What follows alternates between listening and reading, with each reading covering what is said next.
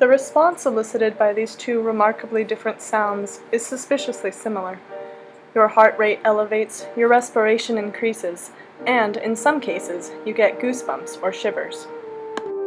This response is caused by dopamine neurons in the ventral tegmental area, or VTA, that project to the prefrontal cortex via the mesocortical pathway, but also project to other brain structures like the amygdala.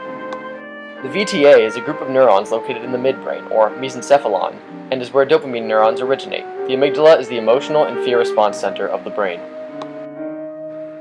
The dopamine signaling pathway mechanism utilizes gap junctions, allowing for electrical conduction signaling instead of chemical signaling, which is a faster way to send signals. The amygdala contains two types of dopamine receptors, D1 and D2, both of which are G-protein coupled receptors. D1-like receptors increase intracellular levels of cAMP by activating adenylate cyclase, which excites other neurons via opening sodium channels or inhibits them via opening potassium channels. D2 receptors decrease intracellular levels of cAMP by inhibiting adenylate cyclase, usually inhibiting a specific target neuron. The coordination of these receptors with dopamine levels regulates the emotional responsiveness of the amygdala to stimuli via appropriate inhibition and excitation of the organ. D1-like receptors generally activate neurotransmission, while D2-like receptors usually inhibit target neurons.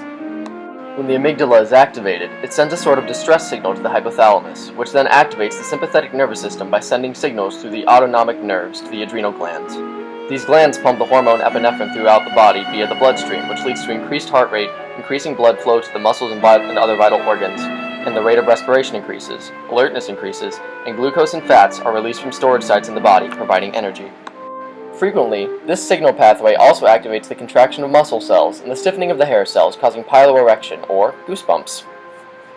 So, why does this happen both when we are experiencing unpleasant sensations, such as hearing the fork scraping against the plate, and while experiencing pleasurable sensations, such as hearing a good piece of music?